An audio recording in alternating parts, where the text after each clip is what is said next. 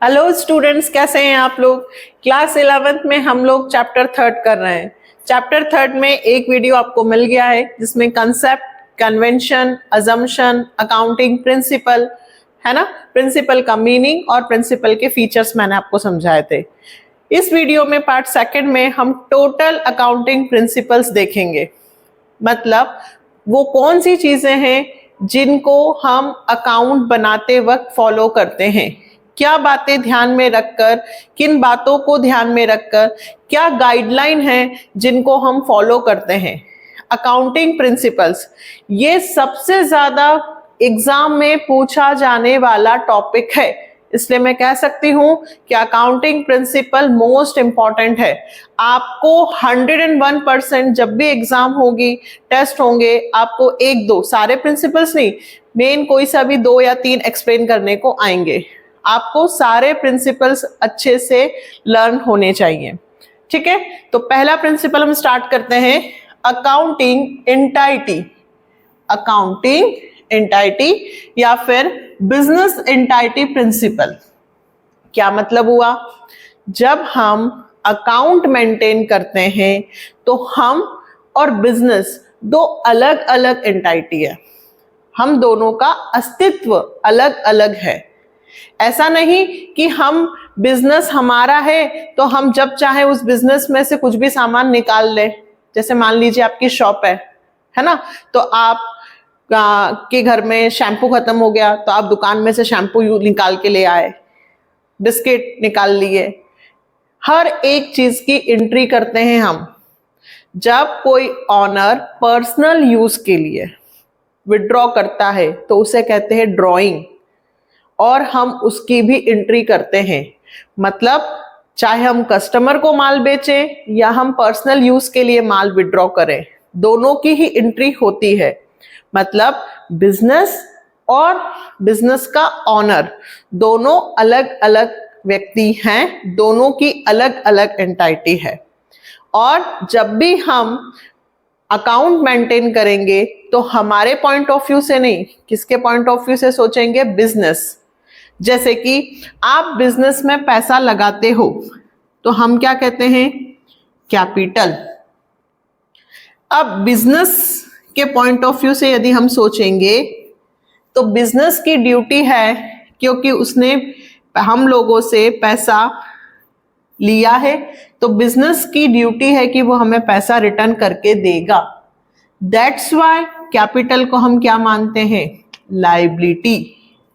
Business की duty है कि वो पैसा कमाकर आपको रिटर्न करेगा, इसलिए बिजनेस एक अलग है और हम अलग हैं। इसीलिए लिखा है बेटा, entries are recorded in the book of account from the point of view of business. हम हमेशा अकाउंट जब मेंटेन करेंगे तो बिजनेस के पॉइंट ऑफ व्यू से करेंगे, हमारे पर्सनल पॉइंट ऑफ व्यू से नहीं। बिजनेस, पैसा आ रहा है कहाँ, बिजनेस में, तो डेबिट में लिखो। बिजनेस में से पैसा जा रहा है तो क्रेडिट में लिखो। हम पूरी अकाउंट हमेशा किसके पॉइंट ऑफ व्यू से सोचेंगे, बिजनेस के पॉइंट ऑफ व्यू से। फिर according to the business entity principle, business is considered to be separate from its owners and business transaction are recorded in the book of account from the business point of view।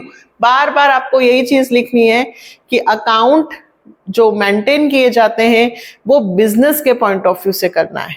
Business अलग है और honour अलग है। Honour के personal चीजें यहां नहीं लिखनी है, यहां बिजनेस की चीजें लिखनी है। लेकिन यदि ऑनर ने बिजनेस में से पैसा विड्रॉ किया है तो ड्रॉइंग करके उसे भी लिखा जाएगा। Second principle, money measurement principle. ये तो हमने फर्स्ट चैप्टर में भी पढ़ा था कि बिजनेस में वही ट्रांजैक्शन रिकॉर्ड किए जाते हैं जिन्हें मनी में मेजर करते हैं, है ना। हमारा एम्प्लॉय बहुत ईमानदार है, ऑनेस्ट है, इसको रिकॉर्ड कर लो।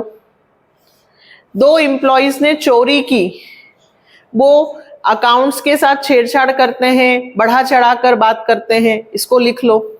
नहीं, ये क्वालिटीज हैं, इन क्वालिटीज पर अकाउंट नहीं बनाई जाती, रिकॉर्ड नहीं किया जाता। मतलब हम वही ट्रांजैक्शंस को रिकॉर्ड करते हैं जिनका मनी में मेजर हो सकता है। Transaction and event that can be measured in money terms are recorded. सिर्फ उन्हीं को हम रिकॉर्ड करते हैं जिन्हें मनी में, मॉनेटरी टर्म्स में हम लिख सकते हैं। According to the money measurement principle, transaction and event that can be measured in money terms are recorded in the book of account of enterprise। हमारी फर्म, हमारे बिजनेस में हर वो ट्रांजैक्शन रिकॉर्ड होगा जो मनी में मेजर होता है, quality नहीं, क्वांटिटी।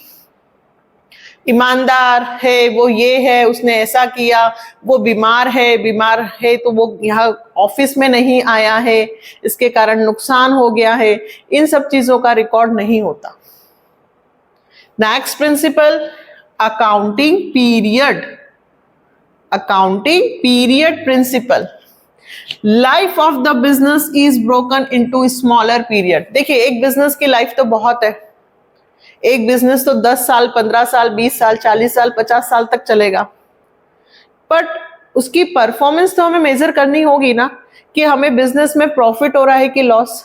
कि जब हम बिजनेस को खत्म करेंगे, क्लोज करेंगे, तब देखेंगे कि हमें बिजनेस में फायदा हुआ है कि नुकसान। नहीं ना, हमें एक पीरियड के बाद ये पता होना चाहिए कि हमारे बिजनेस में प्रॉफिट हो रहा है कि लॉस। तो हमने क्या किया, बिजनेस की लाइफ को छोटे छोटे टुकड़ों में बांट दिया। वो छोटा टुकड़ा कितना, 12 मंथ का। हमने एक पीरियड बना लिया कि हम 1 साल के बाद, और हमारा फाइनेंशियल ईयर क्या है बेटा, हमारा फाइनेंशियल ईयर है जिसमें हम कैलकुलेशन करते हैं 1 अप्रैल टू 31 मार्च। तो हम ये देखते हैं कि अप्रैल से लेके अगले मार्च तक में हमें कितना प्रॉफिट हुआ या लॉस। तो हमने हमारे बिजनेस में जो अकाउंट मेंटेन करते हैं उसका एक पीरियड डिसाइड कर दिया है।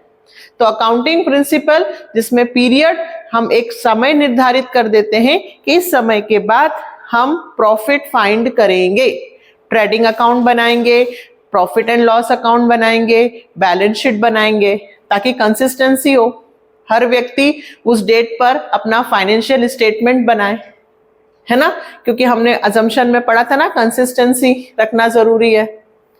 तो according to the accounting period principle, life of an enterprises is broken into smaller period so that its performance is measured at regular interval।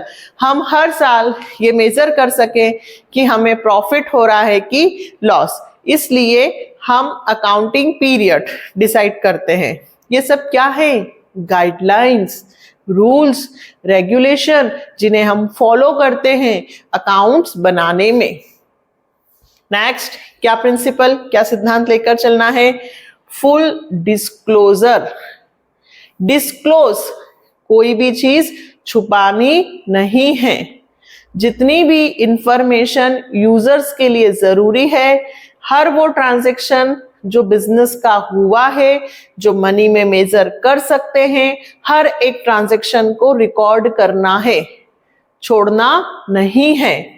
Disclosure should be made of item required under law and those item which are material। Material मतलब जो भी हमारे business का material है, जिससे profit and loss पर effect होता है, वो हर एक चीज को हमें लिखना है।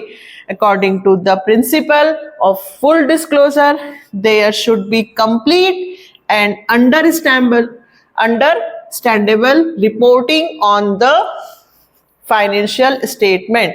जितनी भी सिग्निफिकेंट इंफॉर्मेशन है, जितनी भी सारी चीजें हैं जो बैलेंस शीट में लिखनी है, असेट्स है, लाइबिलिटीज है, कोई भी असेट्स छोड़ना नहीं है, कोई भी लाइबिलिटीज को छोड़ना नहीं है। यदि आपने बैंक से लोन 10 लाख का लिया है तो 10 लाख रुपए ही लिखने हैं।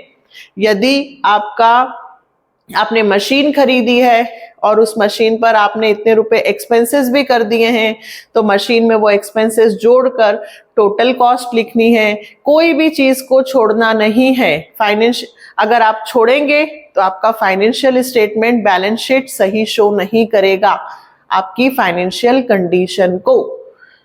सिंपल सी बात है, हर एक ट्रांजैक्शन, हर एक चीज का रिकॉर्ड होना चाहिए। हर एक बात खुलनी चाहिए, छुपानी नहीं है। तो कितने प्रिंसिपल हो हमारे? 4।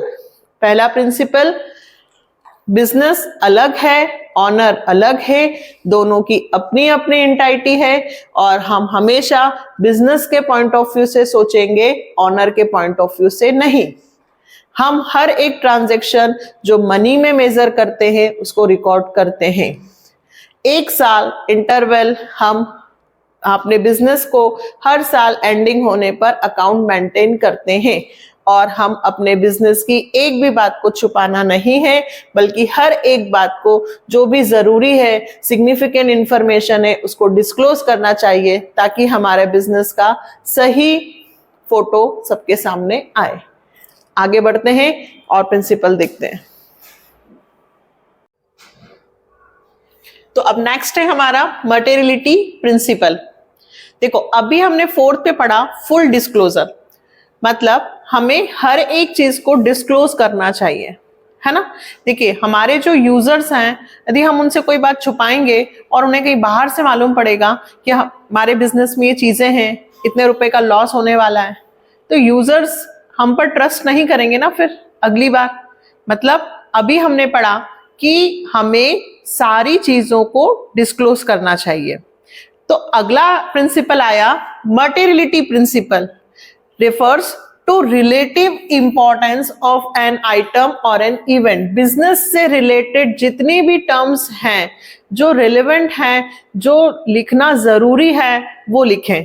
लेकिन कुछ ऐसी टर्म्स भी होती हैं, कुछ ऐसे ट्रांजैक्शंस भी होते हैं जिन्हें लिखें या ना लिखें, रिकॉर्ड करें या ना करें, उससे इफेक्ट नहीं आ रहा है।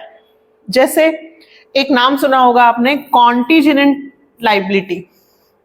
कॉन्टीजेंट लायबिलिटी का मतलब होता है संदिग्ध दायित्व, इमरजेंसी, फ्यूचर में होने वाली, हमें ऐसा लग रहा है कि भाई माल पानी में बह जाएगा क्योंकि वहां पे शेड नहीं रखा है, हो सकता है हमें लॉस हो जाए, बट अभी हुआ नहीं है, हो सकता है फ्यूचर में।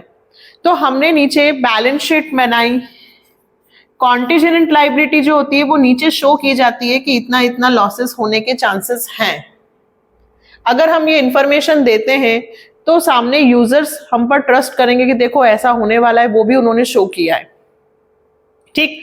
बट ऐसी कोई इंफॉर्मेशन भी होती है जिसको शो करना जरूरी नहीं है। ये पेन है, ये मेरे लिए इंपॉर्टेंट है, लेकिन ये पेन आपके लिए फिलहाल इंपॉर्टेंट नहीं है, आपके लिए बॉल पेन जरूरी है। यहां लिखा हुआ है only those items should be disclose that have significant effect और relevant to the users. An item may be material for one winter prices but may not be material for another। ये pen मेरे लिए important है but आपके लिए ये pen important नहीं, आपके लिए बॉल पेन। मटेरियलिटी प्रिंसिपल का मतलब सिर्फ ये हुआ कि जब हम अकाउंट मेंटेन करते हैं तो हमें वो सारे डाटा, वो सारी इंफॉर्मेशन लिखनी है जो यूजर्स के लिए बहुत जरूरी है। बट ऐसी इंफॉर्मेशन जिसको देना जरूरी नहीं है, उसके बिना भी काम चल सकता है। इंफॉर्मेशन है बट ऐसा लिखना जरूरी नहीं है, जब होगा तब शो कर देंगे। तो इस तरह की चीजों को हमें अकाउंट में नहीं लिखना चाहिए। मटेरियल क्वालिटी होनी चाहिए, डाटा जो जरूरी हैं, जिनसे हमें डिसीजन लेने में हेल्प मिलेगी, वो सारे लिखने हैं। बट ऐसी चीजें जिन्हें लिखें या ना लिखें कोई फर्क नहीं पड़ता, वो अकाउंट में मेंशन करने की जरूरत नहीं है। मटेरियलिटी कंसेप्ट प्रिंसिपल का मतलब हुआ वो सारी इंफॉर्मेशन जो जरूरी है लिखें, और ऐसी इंफॉर्मेशन जिसका अभी काम नहीं है, आपको लगता है कि ये चीजों से जरूरत नहीं है, इनको हमारे डाटास में लिखने की आवश्यकता नहीं है, उन्हें हमें छोड़ देना चाहिए। दोनों अलग अलग बात करते हैं, फुल डिस्क्लोजर हर एक चीज को लिखना, और मर्टेलिटी में वो जो सारी चीजें इंफॉर्मेशन जो रिलेवेंट है, जो जरूरी है यूजर्स के लिए, वो लिखे। जिन्हें इंफॉर्मेशन देना जरूरी नहीं है या ये अभी इसके बिना काम चल सकता है, वो चीजों को हम छोड़ सकते हैं। नेक्स्ट, प्रूडेंस और कंजर्वेटिज्म सबसे इंपॉर्टेंट है, बार बार पूछा जाता है। देखिए, फ्यूचर में होने वाले नुकसान जो एक्सपेक्टेड है कि भाई हमें फ्यूचर में ये नुकसान हो सकता है, ये लॉस हो सकता है, उस लॉस को पहले से हम मेजर करके या उसको हम लिखते हैं, शो करते हैं। पर फ्यूचर में होने वाली इनकम के लिए हम कुछ नहीं करते। अगर मुझे पता चले कि अगले महीने मेरी लॉटरी लग सकती है, अगले महीने मेरी लॉटरी लग सकती है, तो क्या मैं उसे अभी से खर्च करना चालू कर दूं कि अगले महीने मेरी लॉटरी लग रही है तो मैं गाड़ी खरीद लेती हूँ, कार खरीद लेती हूँ, बंगला खरीद लेती हूँ? ऐसा नहीं। फ्यूचर में होने वाले प्रॉफिट जब होगा तब देखेंगे। अभी फ्यूचर में होने वाले प्रॉफिट के लिए हम कुछ नहीं करते। लेकिन यदि हमें पता है कि आने वाले 2-3 महीने बाद मुझे ऑपरेशन करवाना है या फिर दादी जी की तबीयत खराब होती रहती है, तो उसके लिए थोड़ा पैसा सेव करके रखना है, मतलब फ्यूचर में होने वाले एक्सपेंसेस के लिए आप पैसा बचा के रखते हो, that is prudence. Prudence or conservatism principle prescribe that anticipated expenses and losses should be accounted. Future में होने वाले खर्चे और नुकसान के लिए हम प्रोविजन बनाकर रखते हैं, पैसा जमा करके रखते हैं।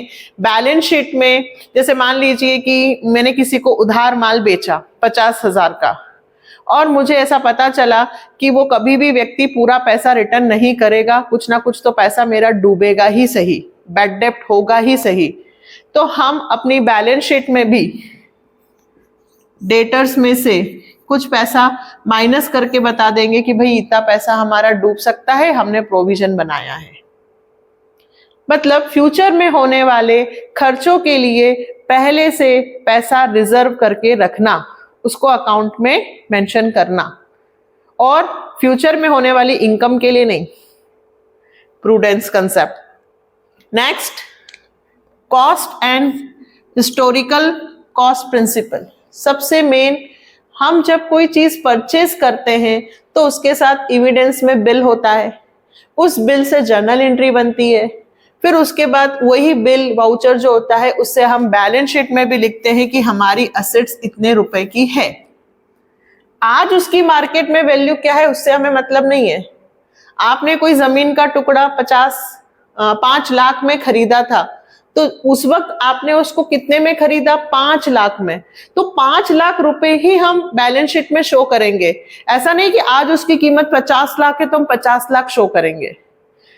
According to historical cost principle, हमें जिस डेट को हमने जो चीज परचेज की है, जितने रुपए में परचेज की है, जो उसकी वैल्यू है, वो वैल्यू हमें बैलेंस शीट में शो करनी है।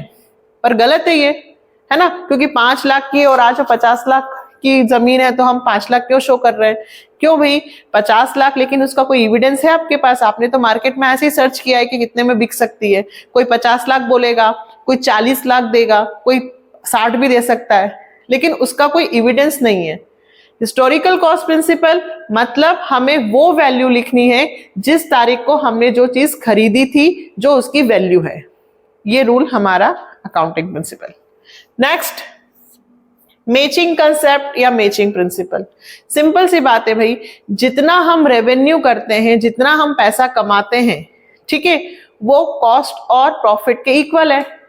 जैसे मान लीजिए कि मेरा ये पेन है, ये 25 रुपए, उसको बनाने में कितने रुपए लग रहे हैं? 25, दैट मीन्स कॉस्ट।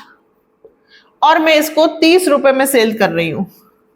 सेल कितने में कर रही हूं बेटा? 30 में। और मैंने कह रही हूं कि 5 रुपए पर पेन पे मैं प्रॉफिट अर्न करती हूं, तो कॉस्ट प्लस प्रॉफिट 30, और 30 रुपए में मैं इसको सेल कर रही हूं, मतलब cost plus profit is equal to revenue. मतलब जितना हम बिजनेस में पैसा कमाएंगे, रेवेन्यू जितना है वो जितना हम खर्च करते हैं, एक्सपेंसेस करते हैं, उसके बराबर है। तो सिंपल सी बात है, ये तो हो गई सही। यदि मम्मी ने आपको 500 रुपए दिए हैं तो आप बाजार में सब कुछ खर्च करने के बाद यदि आप अपना हिसाब बताते हो कि मम्मा ये 500 का रुपए का नोट आपने दिया था, मैं इतनी की सब्जी लाया हूँ, इतने रुपए का मैंने पेट्रोल डलवाया है, इतने रुपए मैंने यहाँ खर्च किए हैं और ये 50 रुपए बचे ये वापस, मतलब आपको जो पैसा मिला था इनकम और आपने जो एक्सपेंसेस किए दोनों क्या है, इक्वल। तो ये तो होगा ही सही। An important objective of business is to determine profit. It is necessary to match revenue of the period with the expenses of that period of determine correct profit. यदि मान लीजिए आपने 500 रुपए का सही हिसाब किताब दिया है तो मम्मी क्या सोचेंगी कि हाँ मेरे बेटे को हिसाब किताब आता है, उसने कहीं भी एक्स्ट्रा पैसा खर्च नहीं किया है, जितना पैसा खर्च किया है जितना बचा है वो उसने सही इंफॉर्मेशन दी है। यदि हमारी इनकम एक्सपेंसेस सब इक्वल हो, हमें पता चल जाता है कि इतना हमने बेचा है, इतना हमारे पास है, इतने का प्रॉफिट हुआ है, तो मैचिंग प्रिंसिपल में हमेशा सेल्स जो है, रेवेन्यू जो है वो कॉस्ट और प्रॉफिट के इक्वल होगा। इसके साथ साथ और कौन से बचे हमारे 8 हमारे प्रिंसिपल हुए हैं। 9th पे मैं ऐसे आपको समझाती हूँ, ड्यूअल एक्सपेक्ट। ड्यूअल एक्सपेक्ट मतलब क्या? According to the dual aspect concept every transaction entered into may be enterprise has two aspect, एक डेबिट और एक क्रेडिट। हर एक ट्रांजेक्शन 2 साइड्स को इफेक्ट करता है। ये बुक मैंने आपको दी, मेरे पास से बुक गई, आपके पास बुक आई, मतलब कोई भी ट्रांजेक्शन होता है तो एक रिसीव्ड करता है और एक गिवर होता है। इसीलिए हम जब अकाउंट मेंटेन करते हैं तो कितनी साइड्स? 2 साइड्स इफेक्ट होती है। ये dual expect. Double entry book keeping, double entry system, मतलब हर अकाउंट की जो जर्नल एंट्री है या हर एक ट्रांजैक्शन है वो 2 साइड्स को अफेक्ट करता है। एक साइड में डेबिट में लिखते हैं और एक को क्रेडिट में। जब हम जर्नल एंट्री पढ़ेंगे तब हम इसको और अच्छे से समझेंगे, बट फिलहाल हर एक ट्रांजैक्शन 2 साइड्स को अफेक्ट करता है। इसी तरह से अकाउंट भी जब हम मेंटेन करते हैं तो 2 साइड्स में लिखते हैं। अगला है रेवेन्यू रिकॉग्नाइजेशन कंसेप्ट। ये हमने पहले भी पढ़ा है कि जिस तारीख को ट्रांजैक्शन हुआ है, यदि ट्रांजैक्शन 10 मार्च को हुआ है, मैंने 10 मार्च को माल बेचा, पैसे मुझे जून में मिलेंगे। कब मिलेंगे? जून में। एंट्री कब होगी? रेवेन्यू कब रिकॉग्नाइज करेंगे? तो रेवेन्यू रिकॉग्नाइज हम 10 मार्च को ही करेंगे। जिस तारीख को ट्रांजैक्शन होगा उस तारीख को ही रिकॉर्ड होगा कि इतने पैसे मिल गए हैं और इतने पैसे मिलना बाकी हैं। मिलेंगे कब उससे मतलब नहीं है, हमें इस साल का फाइनेंशियल ईयर का सही करेक्ट प्रॉफिट या लॉस हमें पता होना चाहिए। तो हमें करेक्ट प्रॉफिट या लॉस के लिए जिस तारीख को ट्रांजैक्शन होते हैं वही डेट को हमें मेंशन करना है। कब रिसीव होंगे? नेक्स्ट ईयर होंगे तो नेक्स्ट ईयर नहीं जाएंगे, अभी लिखेंगे। और लास्ट इसमें है वेरीफिएबल ऑब्जेक्टिव कंसेप्ट। सिंपल सी बात है, अकाउंटेंट को हमेशा फ्री फ्रॉम बाइस होना चाहिए।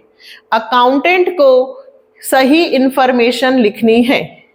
अकाउंटेंट मेरा पर्सनल भाई है या मेरा भतीजा है तो वो मेरे इनकम को बढ़ाकर लिख दे नहीं, या एक्सपेंसेस को कम लिख दे नहीं। वेरीफेबल होना चाहिए ऑब्जेक्टिव। हमें हमेशा अपनी पर्सनल चीजों को अलग रखना है और भेदभाव की दृष्टि से काम नहीं करना है, पार्शलिटी नहीं करना है। जो सही इंफॉर्मेशन है, जो सही डाटाज है वही लिखना है। तो ये था पूरा प्रिंसिपल ऑफ अकाउंटिंग प्रिंसिपल्स। देखिए इन्हें बहुत डिटेल में भी मैं समझा सकती हूँ, 1 घंटा 2 घंटे का भी वीडियो हम बना सकते हैं, बट हम चाहते हैं शॉर्ट एंड स्वीट, हमें समझ में भी आ जाए।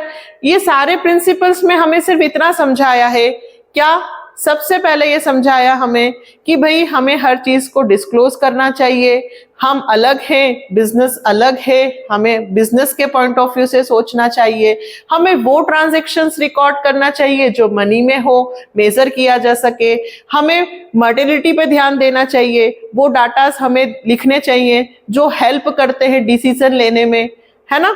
हमें जिस तारीख को हमने असेट्स परचेस किए वो तारीख को हमें जो वैल्यू है वो हमें लिखना है।